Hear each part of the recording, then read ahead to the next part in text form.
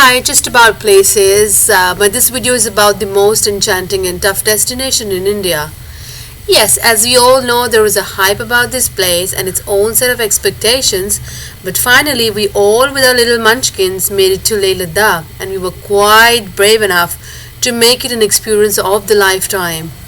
There's everything so beautiful there. You have diverse landscapes, snow-clad, rugged, barren and colorful mountains, unbelievable deserts at Hunter, scenic waterways, Buddhist monasteries. Many of them existed for more than 100 years. There's something so mystic about this place, especially with its lineage of Buddhism, where you get a feeling of surrendering yourself to God. It's always so serene and peaceful. The first day usually goes into settling down, and if you really want to realize the importance of oxygen in your life, then you will have to visit this place. Those 12 days will certainly something which you would cherish for life. It is a photographer paradise, and you will never feel satiated clicking until you finally exit the place. Endless beauty all around you. The Pangong Tsa is the best out of all. The first glimpse left us mesmerized. The beauty stunned us. The amazing different colors of the river, flow of water, just magical. The pristine blue water and a panoramic vista in front of our eyes. Magnetic Hill or Gravity Hill was mysterious indeed. Confluence of Indus and Zanskar was absolutely breathtaking. Hunter and the Dixit are the two another main towns of the valley on the Shok River. The sand dunes are something really special to see up there at 10,000 feet. The rare double-humped camels on the dunes were a treat to watch. Landscape along the Turtuk, a remote village inhabited by Muslims, few kilometers away, LOC between India and Pakistan, was a beautiful sight again, and the sky was never so blue. There's no other better place to visit that in summer, and I could just tell you, Leh Ladakh has something to offer for each and every one out there. It is basically situated in Ladakh. The incredibly splendid town of Leh is encompassed with two of the largest mountain range in the world and alpine desert. This little Tibet is a tourist hotspot of the northern India. The lifestyle and cultures here are inspired by Tibetan Buddhism, which is the major reason for Leh being so popular. Apart from the scores of Buddhist temples, Leh Palace and other beautiful structures inside, there is a lot more you can do with your family in this town. However, it is always advisable to visit Leh with kids only if they are a little older, say 8 years and above. And I believe that's all for now. The best time, as I said before, since Leh is situated at such an altitude, it's freezing there for a major part of the year. It is between May to September when the weather is warm and pleasant enough to enjoy your stay here. If you're planning to holiday in some other months apart from above, then make sure it is before November. Most activities are shut due to heavy snowfall after November. Uh, Getting to Leh is connected to Jammu, Srinagar and Delhi by air. So you'll have to catch a flight to these three locations and then proceed to Leh. If you opt for the railways, the nearest railway station is located at Jammu, about 739 kilometers from Leh. From there, you can book a taxi or take a motorcycle or jeep to Leh. So you can enjoy my pictures here. There are some $1,000,000 picture for me. This is my best ever trip I've had with my family.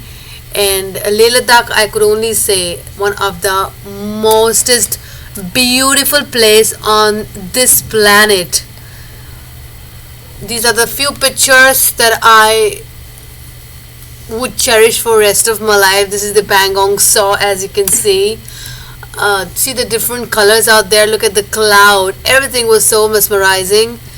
And well, that's again, these are all the picture from the Pangong. And that's my brother just enjoying themselves over there. So just meanwhile, enjoy my pictures, and hope you will like the video. Enjoy and have a great time in Leh Ladakh. July.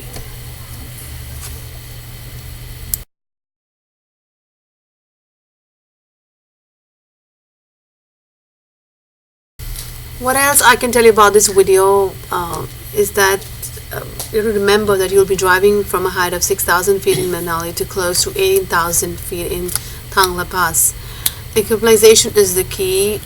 Acute mountain sickness is likely to hit you at these heights. Most of the cases will be mild and result in nausea, headache, sleeplessness. So the few of this checklist I would like to highlight here. So you'll follow the golden rule of hill driving: leave early and reach early. Carry a good map of the area. Carry enough water, enough energy drinks, and food. Eat less and don't overfill yourself while driving in hills. Drink lots of water. Do not exert and run around in high altitude. Oxygen content in atmosphere is 30 to 40% lesser in these areas and will make you tired and sick. Avoid stay for more than 10 minutes in passes above 15,000 feet. Carry a good first aid medical kit. Carry your sunglasses, your cap, sunscreens, and deep hydrating creams.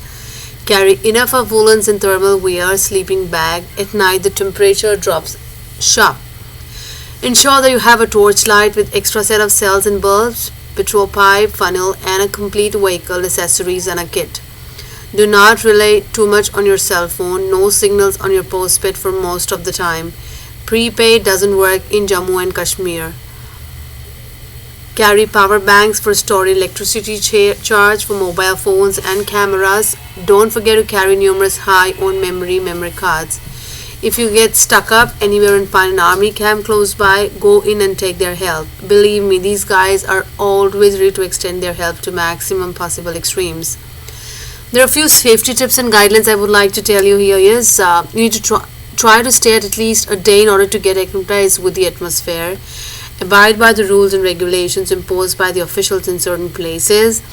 Obtain required permissions and other permits to visit certain places.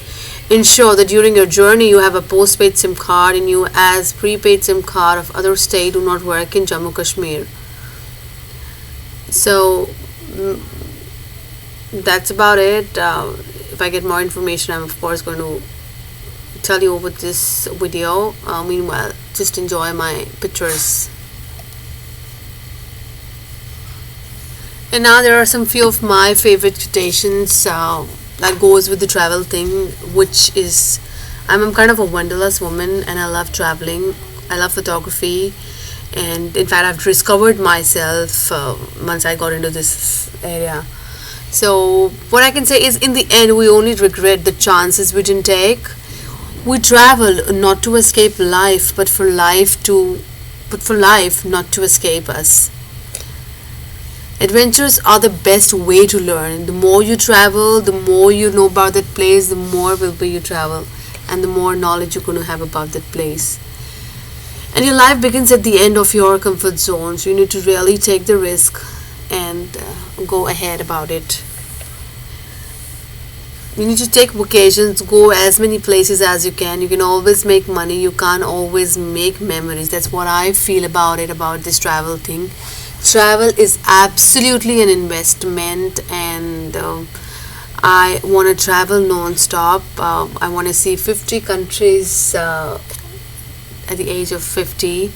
So that's one of my desire, And the world is a book, and those who do not travel read only one page. Oh, so beautiful this one is.